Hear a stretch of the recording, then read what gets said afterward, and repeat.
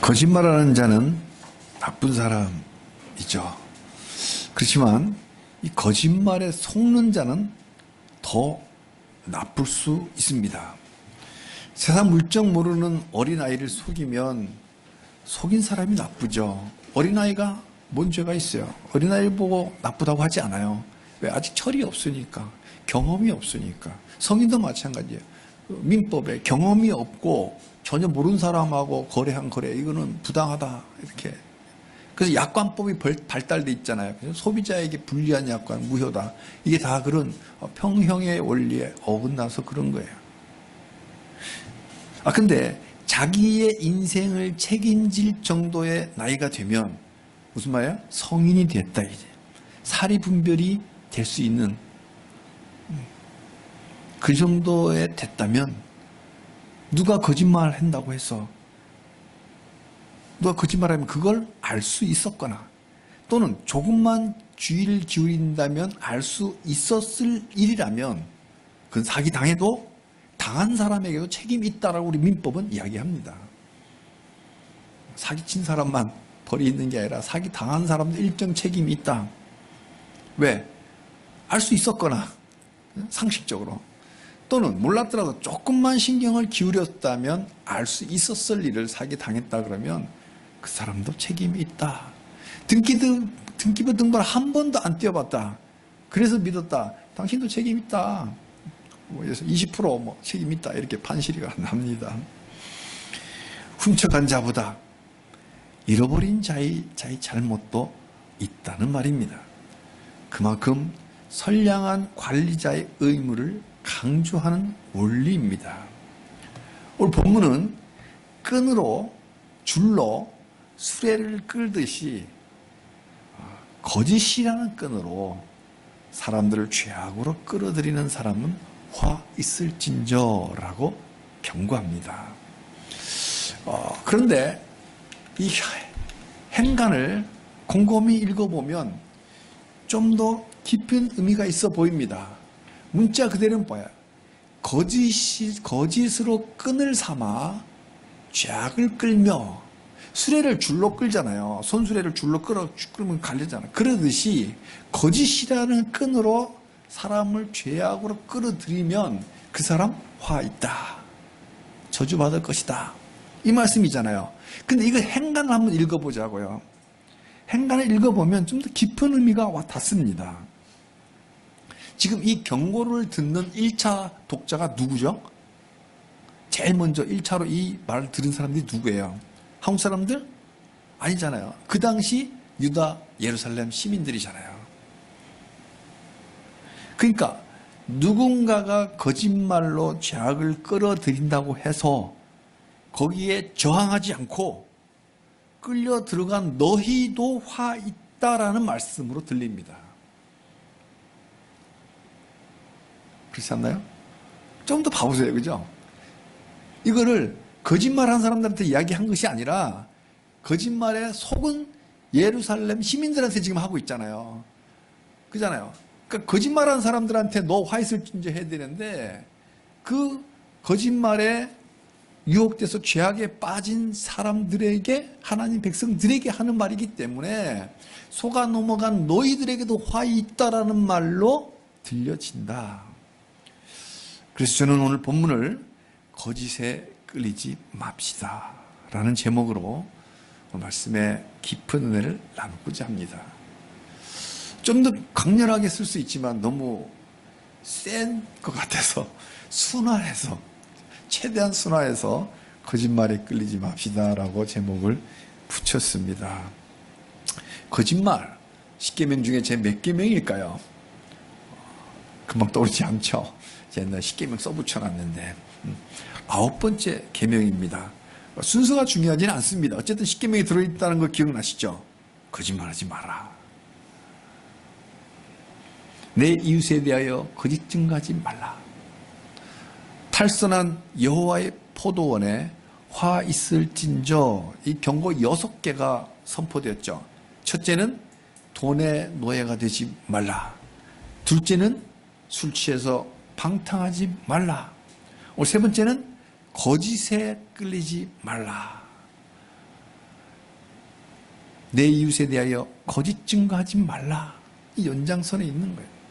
거짓말로 누군가를 현혹시켜서 그릇된 판단에 이르게 되는 걸 우리 민법은 사기라고 정의합니다. 그러니까 사기죄가 성립되려면 두 가지가 다 있어야 돼요. 거짓말만 하면 그건 사기죄가 아니에요. 거짓말죄야. 거짓말죄가 민법에 있는지는 잘 모르겠어요. 거짓말 했다고 해서 사기죄 성립 안 됩니다. 그 거짓말로 인해서 그 사람이 혼란을 일으켜 잘못 판단해서 결정해서 돈 투자시키면 그때부터 사기죄가 되는 거예요.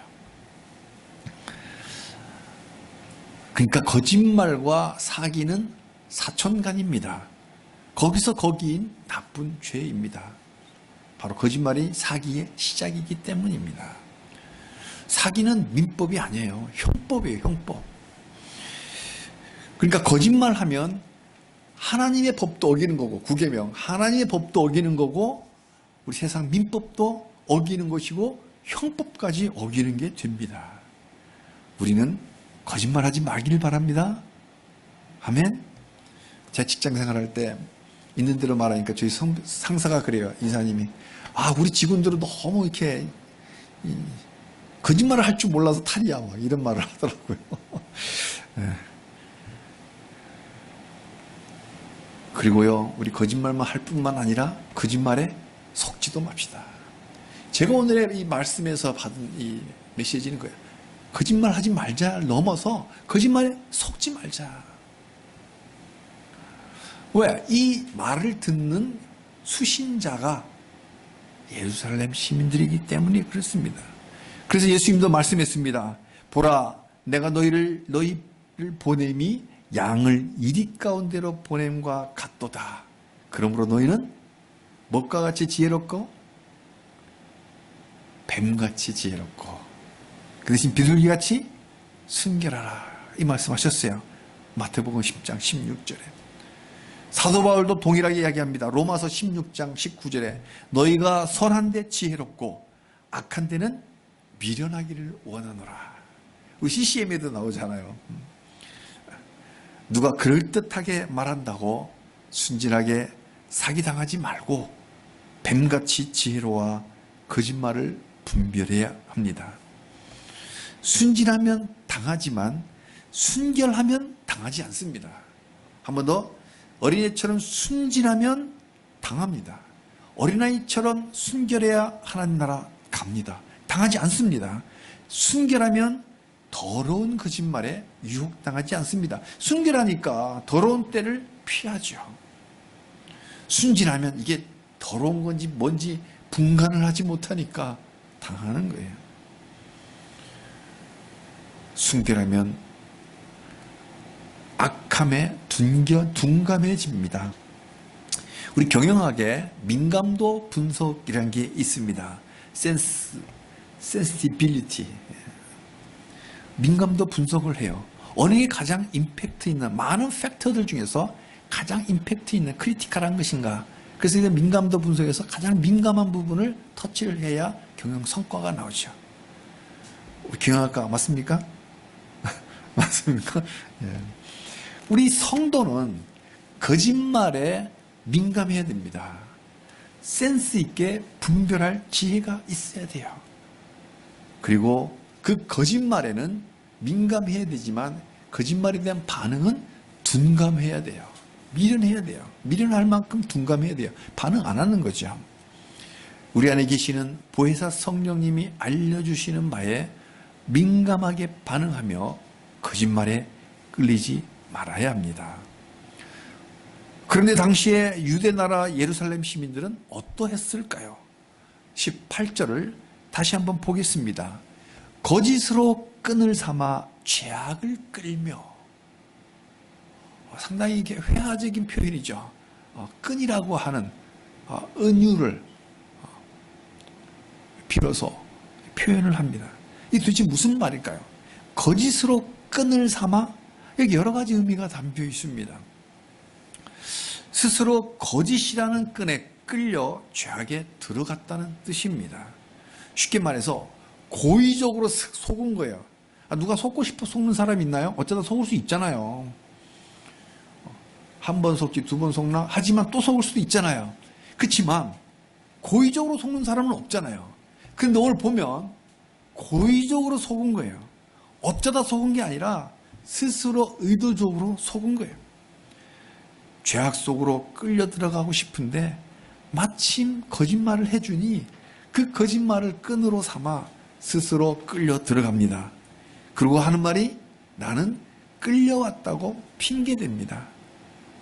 가증스러울 뿐입니다. 끌려온 게 아니고 자기 스스로 끌려온 거예요.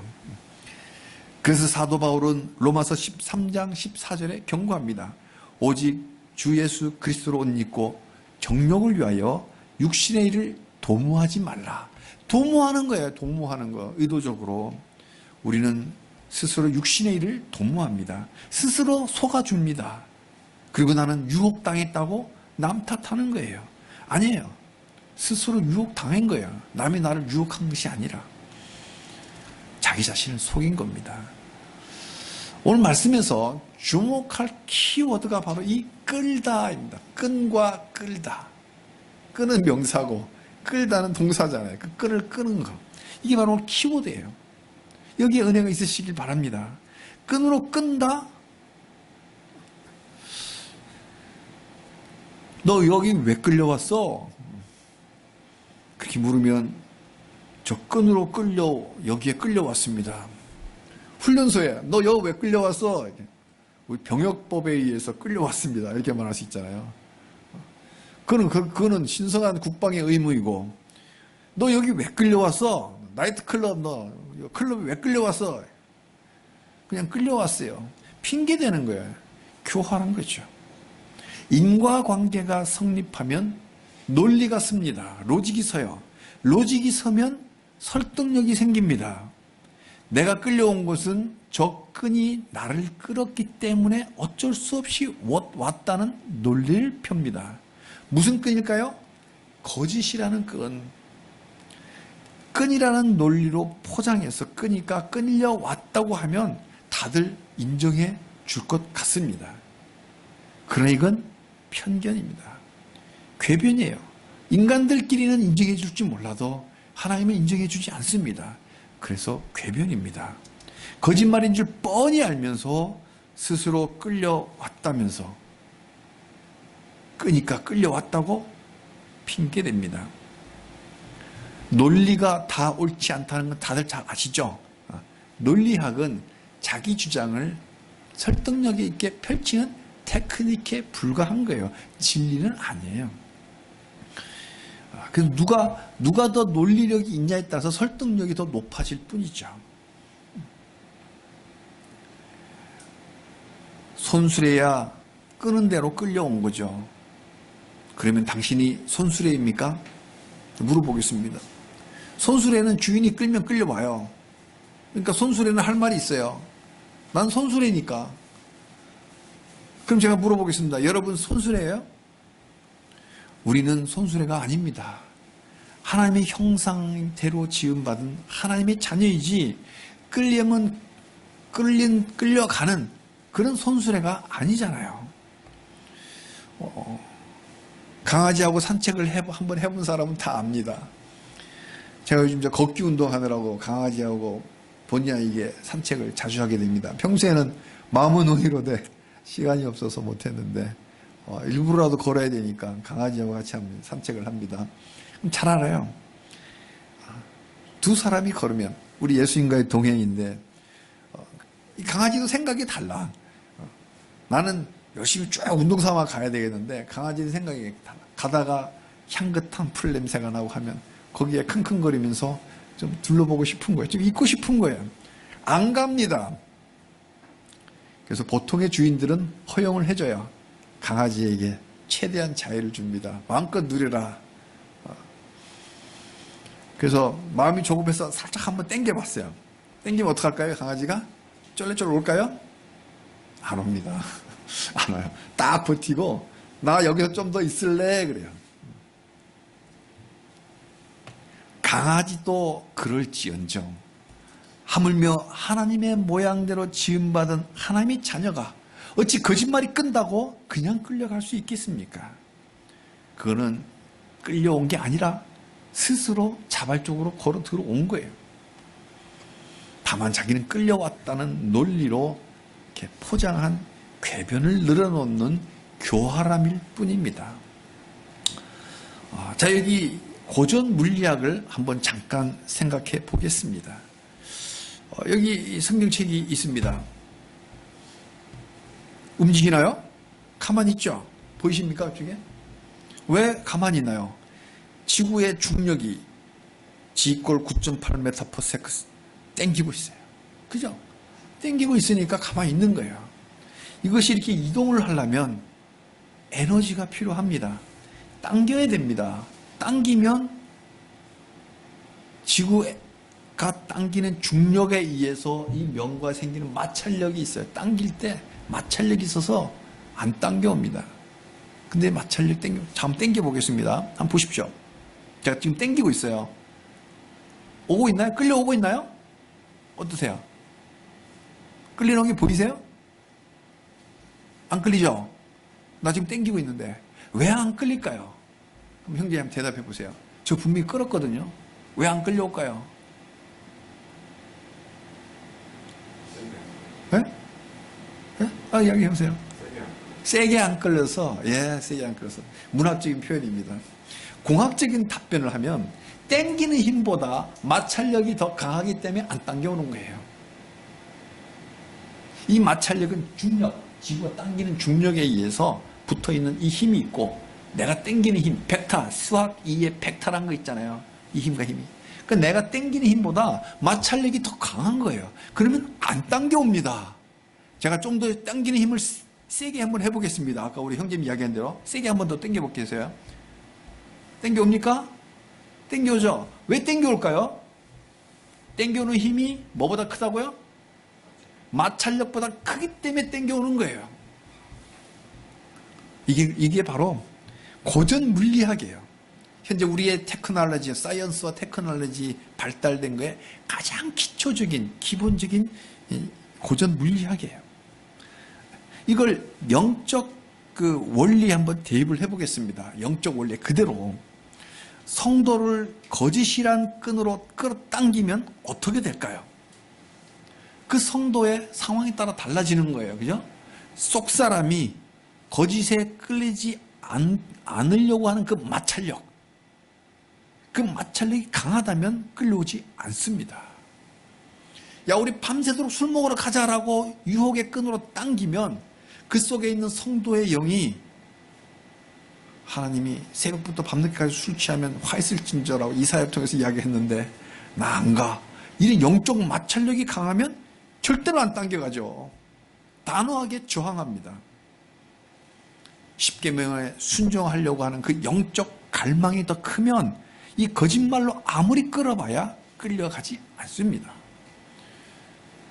그런데 하나님이 주신 양심, 하나님을 사랑하는 그 갈망함, 하나님이 주신 그 십계명에 순종하려는 이 마음을 지키지 못하면, 마음을 지키라 그랬잖아요. 그 마음 지켜내지 못하면 영적 마찰력이 작아져서 조금만 당겨도, 마찰력이 제로면 조금만 당겨도 와요. 그죠? 아이스링크에 담아 굴리면 조금만 당겨도, 마찰력이 제로에 가까우면 무한대로 당겨가요. 조금만 건드려도 당겨옵니다. 살인하지 말라는 이 영적 마찰력이 약해지면 미워하라는 조금만 유혹을 해도 불같이 미워합니다.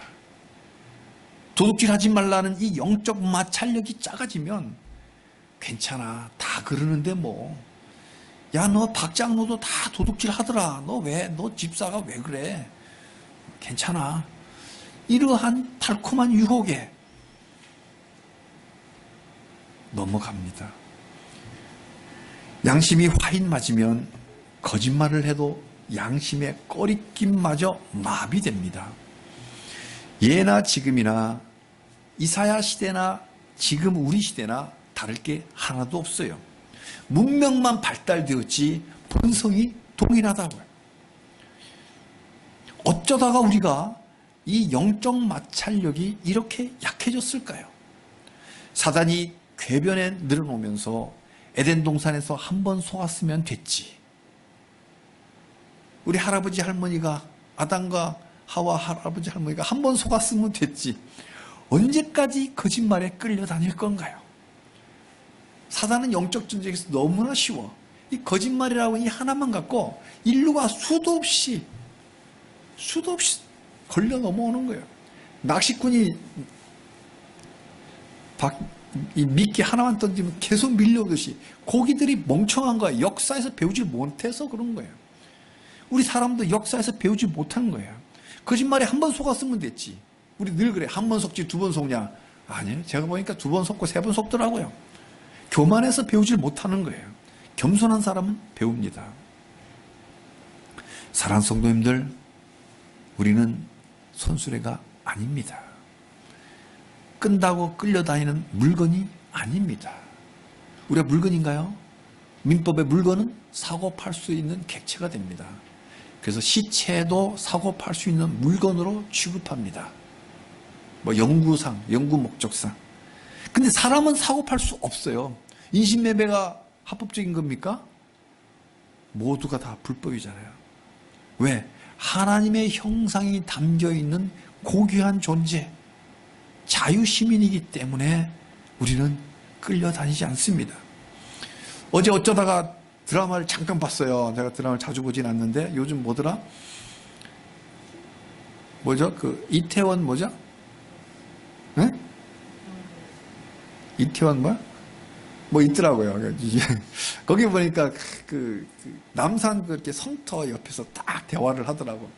그래서 뭐 이렇게 두 사람이 딱 대화를 했는데 멋있는 대사가 하나 나오더라고. 다 그대로 읊을 수는 없는데 그 사람의 주장은 그거예요. 뭐 자기 자산 뭐 10억을 빼갖고 뭐 내가 뭐 어떻게 해서 내가 뭐 이렇게 뭐 카페를 운영하는데 직원들 뭐 보아 뭐 이런 스토리인데 그 사람의 대답이 뭐야? 넌 멍청하게 왜 10억 그 좋은 투자해서 빼내갖고 저런 거 하냐 그러니까 내 목적은 자유입니다. 이런 대답을 하더라고. 자유. 누구에게 지배당하지 아니하고 내 고용하고 있는 우리 종업원들하고 자유롭게 흔들리지 않고 자유롭게 살고 싶다. 그런 대화를 딱 하더라고요. 예, 맞습니다. 프리덤, 자유. 하나님이 주신, 우리에게 주신 선물, 자유예요. 끈다고 끌려다니는 종이 아니라 자유민이란 말이에요. 그런데 우리가 어쩌다가 이 영적 마찰력, 영적 저항력이 이렇게도 연약해졌을까요? 그것은 영적 능력이 상실됐기 때문입니다. 이때 아모스 8장 11절이 떠오릅니다. 양식이 없어 주림이 아니요 물이 없어 가람이 아니요 여호와의 말씀을 듣지 못한 기갈이라. 세상이 흉흉하니까 라면이라도 한 박스 사놔야 되나? 양식이 없어서 배고픈 게 아니라 하나님 말씀을 듣지 못했기 때문에 갈증이 나는 거예요. 영적 저항력이 떨어져서, 마찰력이 떨어져서 저항하지 못하는 거예요.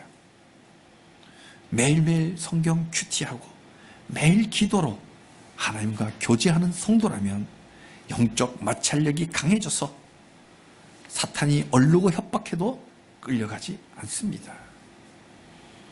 저는 집을 지을 때마다 말뚝을 박습니다. 말뚝을.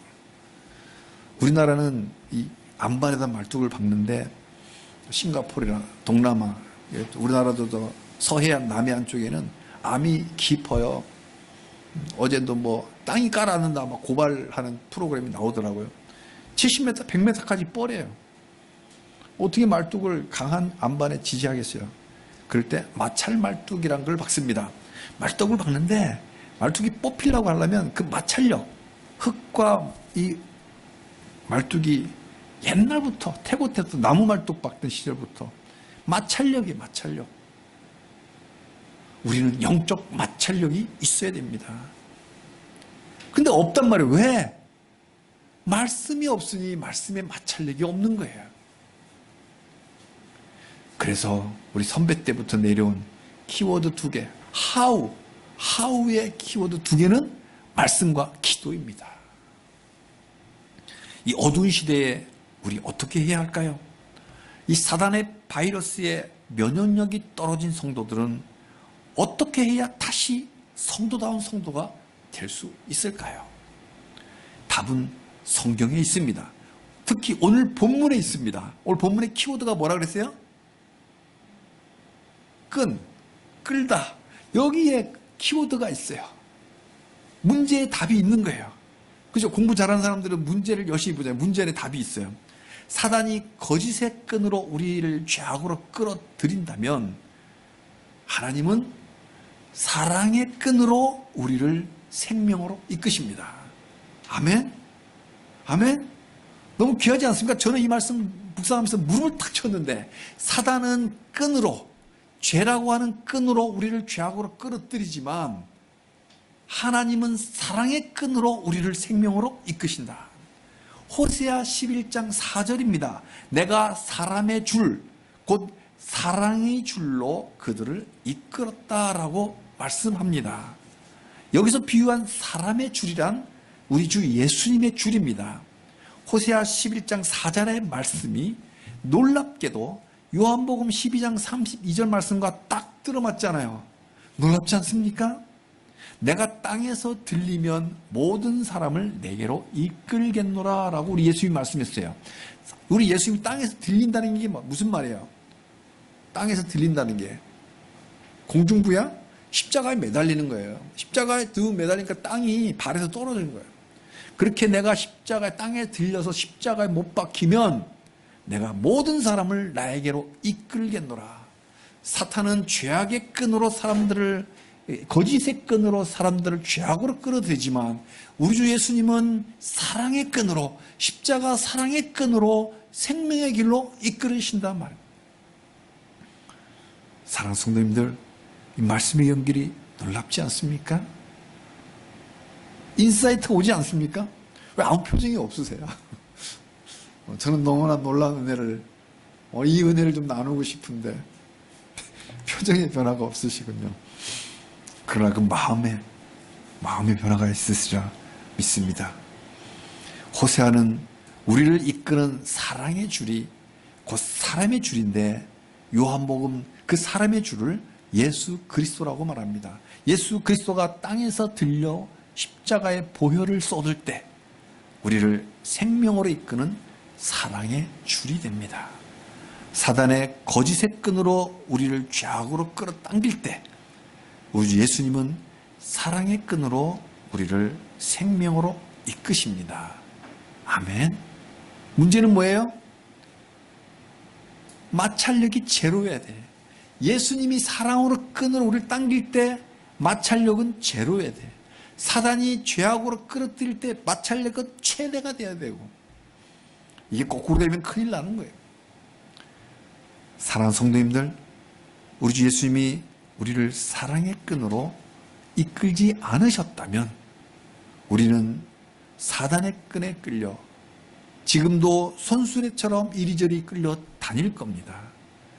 그러나 감사하게도 우리 주님이 사랑의 끈으로 우리를 생명의 길로 지금도 이끌고 계십니다. 그래서 우리의 동반자는 예수님이에요.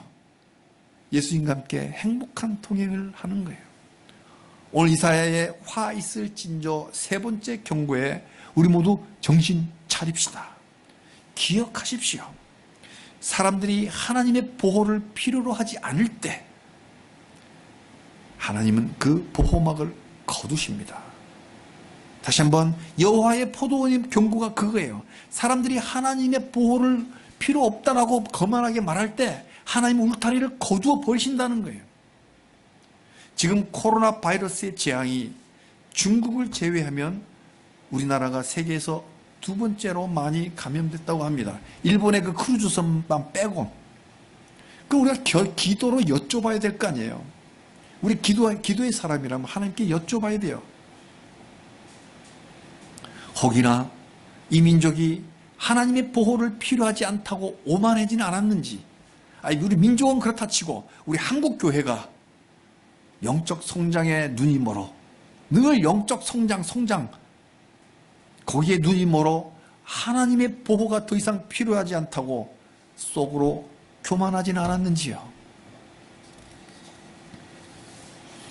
그래서 하나님의 진노가 이 민족 위에 드리워져 있지는 않는지 기도로 여쭤봐야 됩니다. 근데요, 아직 회개의 기회는 남아 있습니다. 상한 갈대를 꺾지 아니하며 꺼져가는 등불을 끄지 아니하시하시 자비로우신 우리 아버지이십니다.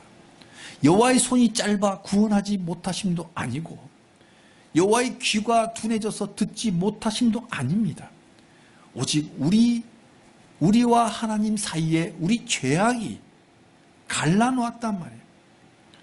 그래서 우리 죄악 때문에 하나님이 듣지 않으시는 거예요. 우리 모두 이 죄악의 끈을 성령의 검으로 잘라버립시다.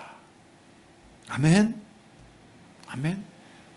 제가 요즘 판타지 영화를 좋아합니다.